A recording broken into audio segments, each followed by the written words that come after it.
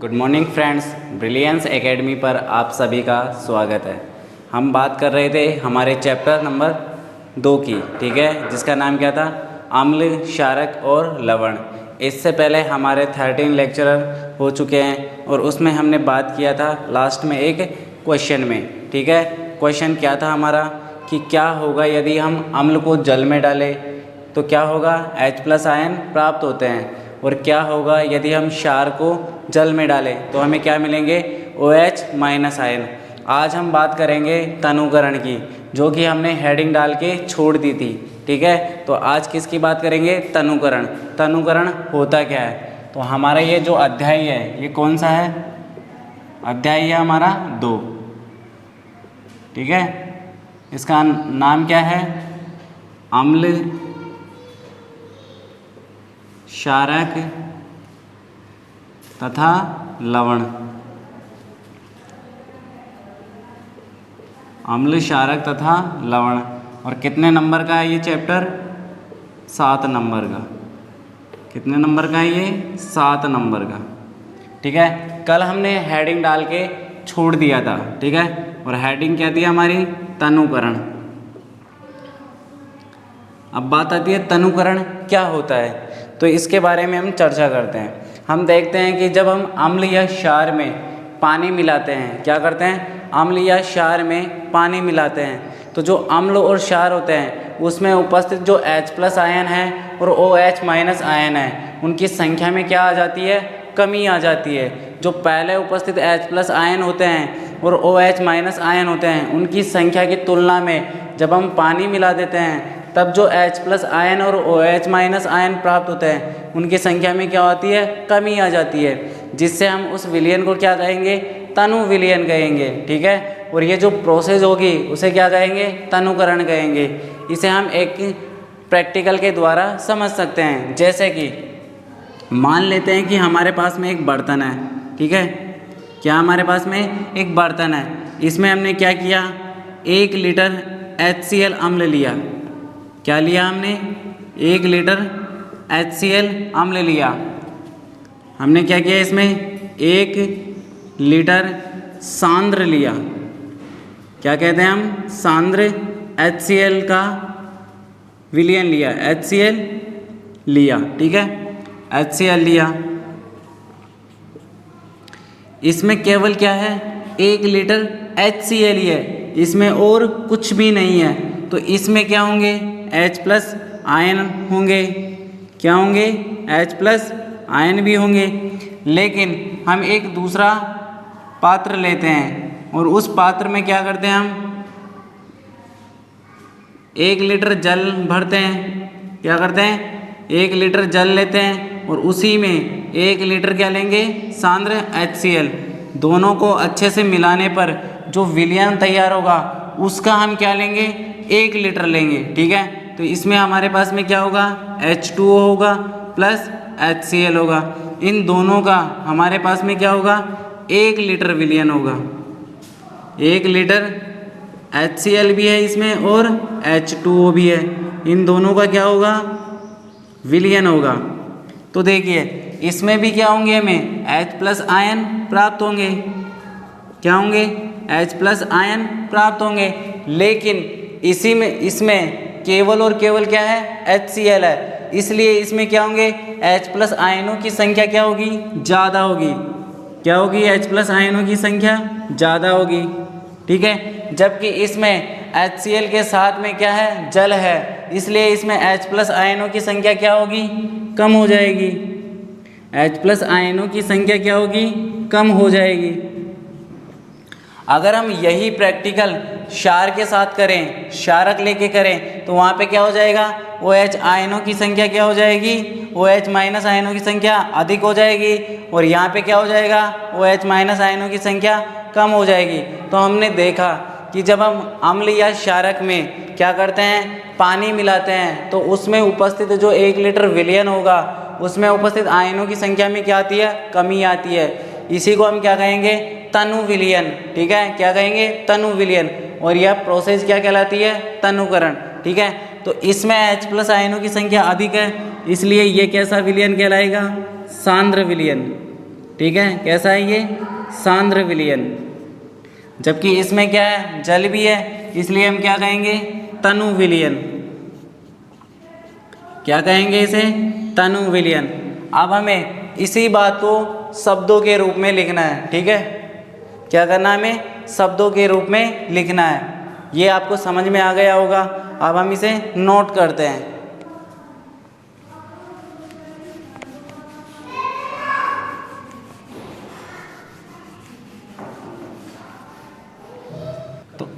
तो अब हम बात करेंगे तनुकरण क्या होता है। तो इसमें हम क्या लिख सकते हैं? जब अम्ल, डेफिनेशन में हम दोनों को एक साथ लेके चलेंगे, अम्ल और क्षार को। जब अम्ल या क्षारक को, अम्ल या क्षारक को क्या करेंगे? जल में डाला जाता है, जल में डाला जाता है या फिर मिलाया जाता है। जल में क्या करेंगे हम? डालते हैं, जल में डाला जाता है, जल में डाला जाता है तो प्राप्त विलयन में, तो जो प्राप्त होगा विलयन, उसमें अगर हम अम्ल डालेंगे तो क्या मिलेंगे? H+ आयन, ठीक है? तो विलयन में क्या मिलेंगे? H+ ion. और अगर हम क्षारक डालेंगे तो क्या मिलेगा? OH- आयन, ठीक है? तो जब अम्ल या क्षारक को जल में डाला जाता है तो प्राप्त विलयन में H+ आयन और OH- आयनों की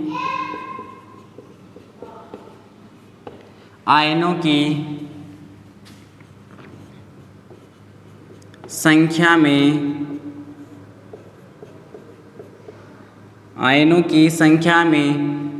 क्या आ जाएगी? कमी आ जाती है। संख्या में क्या आ जाएगी?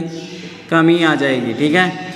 अम्ल और क्षारक को जैसे ही जल में डालेंगे तो H+ आयन और OH- आयनों की संख्या में कमी आ जाती है, जो कि किस में होगा?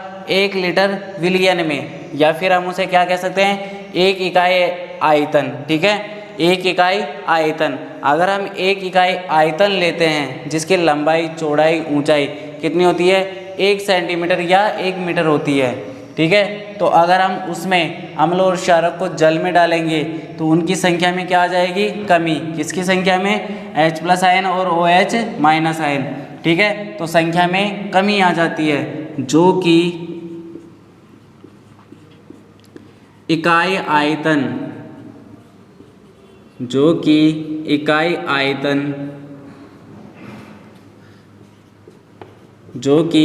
आयतन में उपस्थित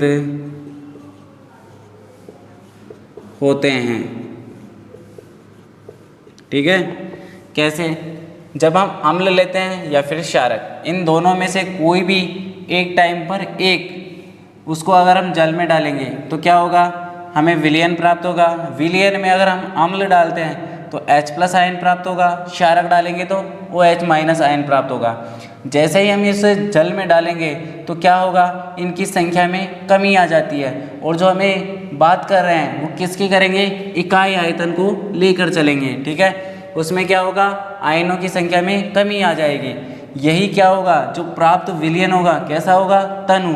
और इस प्रोसेस को क्या कहेंगे? तनुकरण, ठीक है? जो कि इकाई आयतन में उपस्थित होते हैं। इस प्रक्रिया को ही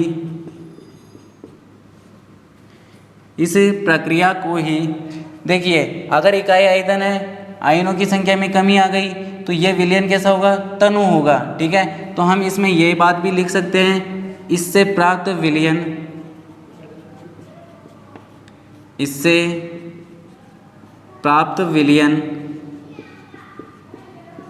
कैसा होगा? तनु होगा। इससे प्राप्त विलयन तनु होता है तथा यह प्रक्रिया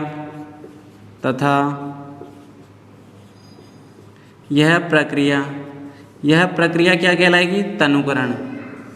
तथा यह प्रक्रिया तनुकरण कहलाती है।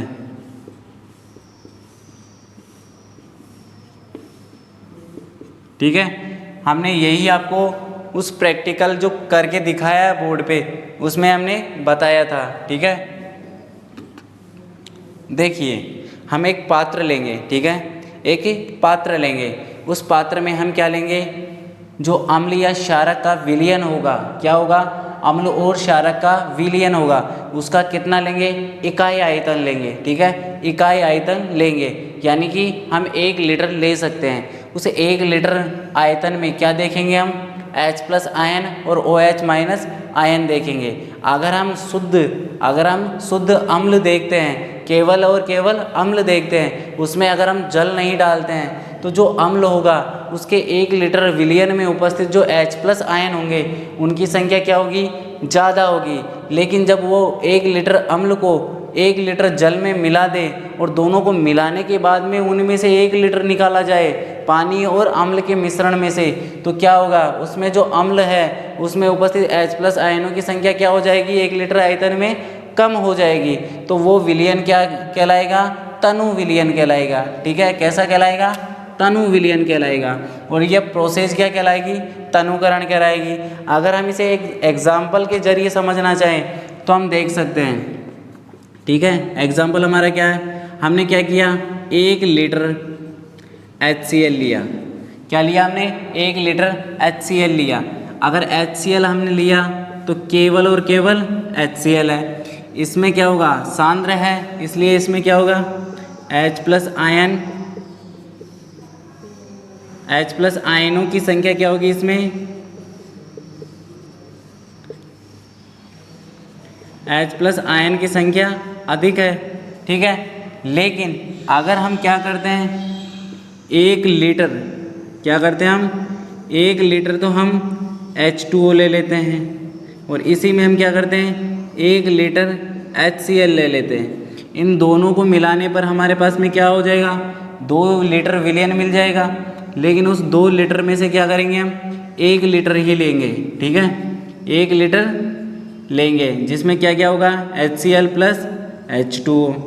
अब देखो इस 1 लीटर में क्या हुआ, अम्ल भी है और जल भी है, लेकिन यहाँ पे क्या है, केवल और केवल अम्ल है, इसलिए आयन अधिक होंगे। ठीक है, और यहाँ पे क्या होंगे, H+ आयन कैसे होंगे, H+ आयन की संख्या क्या होगी, कम होगी। जो H+ आयन की संख्या कम होगी, किस में होगी, विलयन में होगी। अगर ये कम है तो ये विलयन कैसा कहलाएगा, ये हमारा कहलाएगा तनु विलयन। कैसा है ये, तनु विलयन। और इसमें क्या है, H+ आयन की संख्या ज़्यादा है, इसलिए ये कैसा कहलाएगा, सांद्र। और ये सारी प्रोसेस क्या कहलाएगी, क्या कहलाएगी, तनुकरण। तो आपको ये समझ में आया होगा। ठीक है, आप इसे नोट कर लीजिए, फिर हम आगे बढ़ते हैं और हम एक नोट के जरिए आपको आगे बताते हैं। ठीक है, आप तब तक के लिए यहाँ तक नोट कीजिए।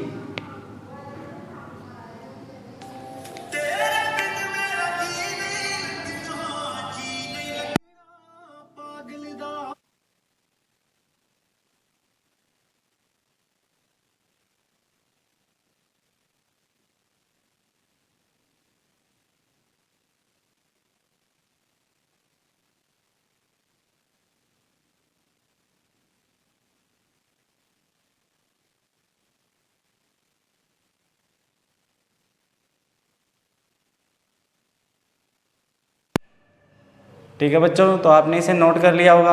अब हम आगे बढ़ते हैं और एक नोट करते हैं। ठीक है, नोट करके लिखो।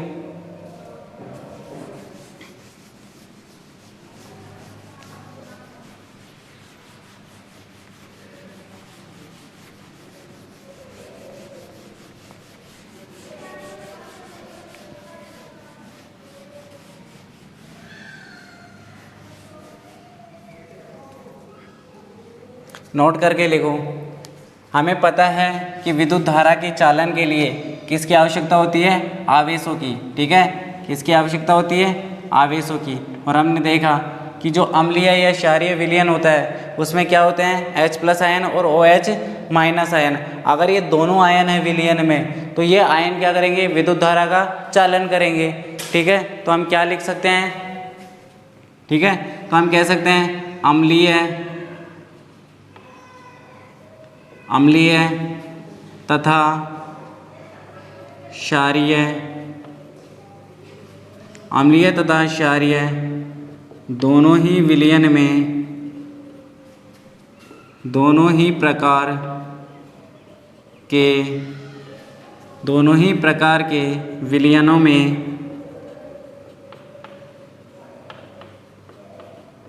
में आयन उपस्थित होते हैं।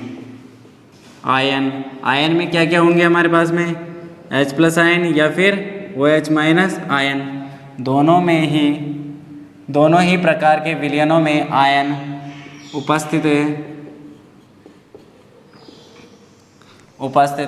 होते हैं, आयन उपस्थित होते हैं तथा हम जानते हैं कि क्या जानते हैं कि विद्युत के चालन के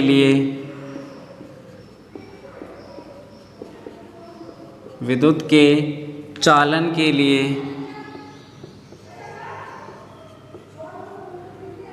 किसका होना जरूरी है, चालन के लिए आयनों का होना आवश्यक होता है। इस बात को लेकर हम क्या कह सकते हैं, अतः हम कह सकते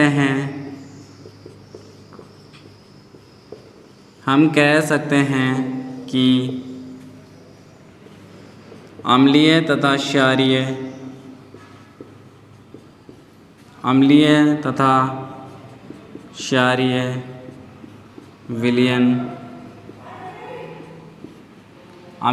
क्षारीय विलयन विद्युत का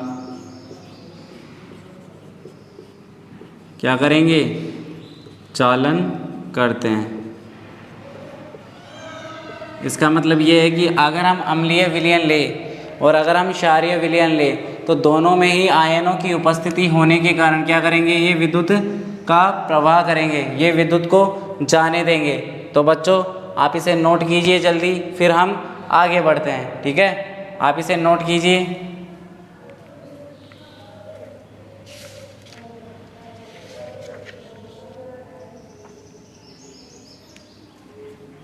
तो आपने इसे नोट कर लिया होगा।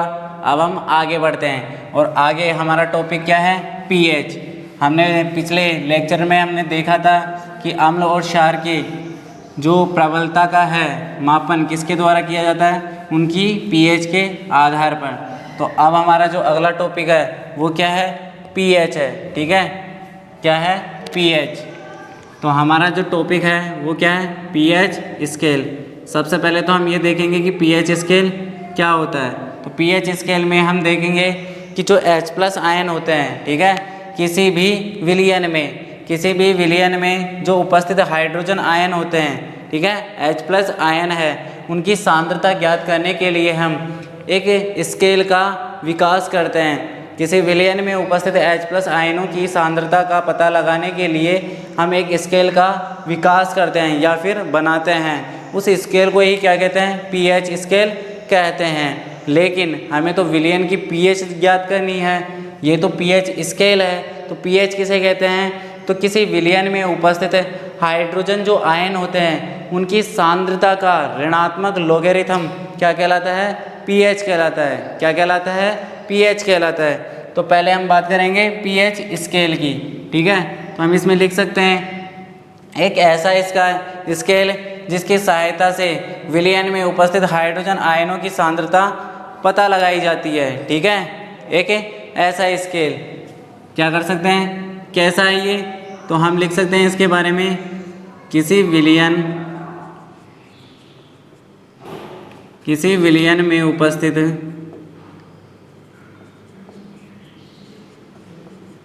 किसी विलयन में उपस्थित H+ आयनों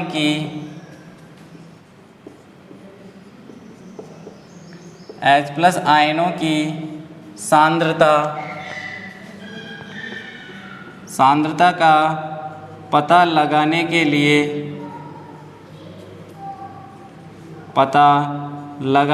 लिए बनाया गया स्केल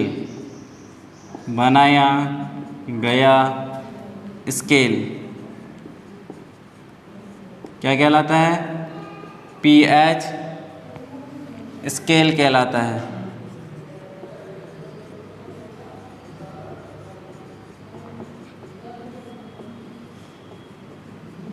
ठीक है, ये pH स्केल की डेफिनेशन है, ठीक है, न कि pH की।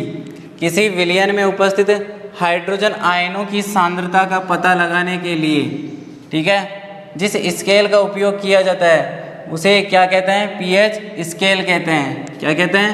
pH स्केल कहते हैं। अब हमें डेफिनेशन लिखना है कि किसी विलयन की pH किसे कहते हैं। pH क्या है? विलयन की pH। तो हम क्या लिख सकते हैं इसके बारे में? हम लिख सकते हैं, हेडिंग डालकर भी लिख सकते हो आप, विलयन की pH। जो विलयन है उसकी pH क्या होती है? तो हम लिख सकते हैं कि विलयन में उपस्थित, हम लिख सकते हैं किसी विलयन में उपस्थित, किसी विलयन में उपस्थित हाइड्रोजन आयनों की जो सांद्रता है, H+ आयनों की सांद्रता का ऋणात्मक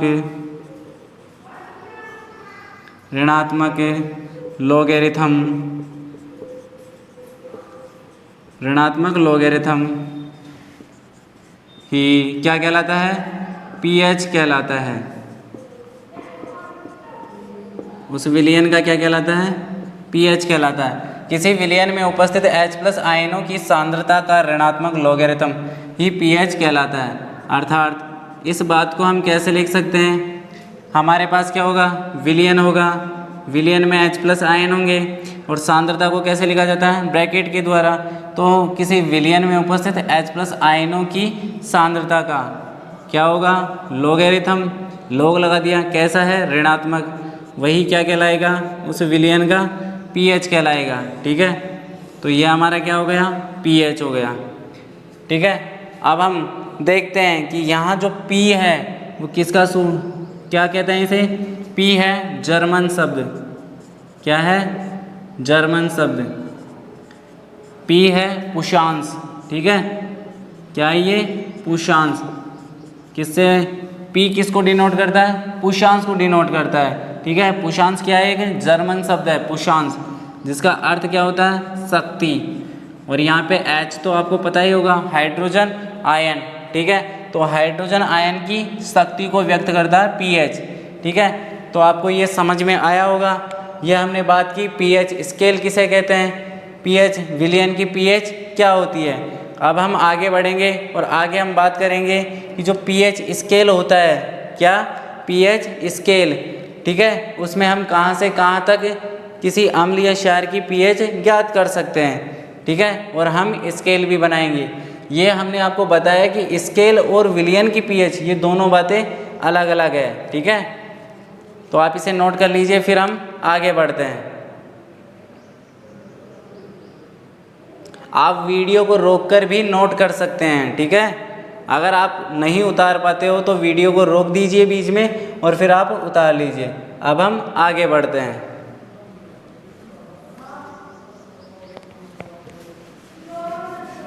pH स्केल के द्वारा हम किसी विलयन की pH 0 से लेकर 14 तक ज्ञात कर सकते हैं। कितने तक ज्ञात कर सकते हैं?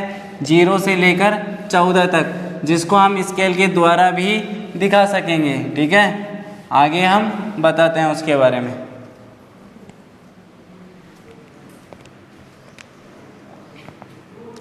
तो हम इसमें लिखेंगे, अगला पॉइंट देखेंगे कि पीएच स्केल में क्या है। पीएच के द्वारा, पीएच स्केल के द्वारा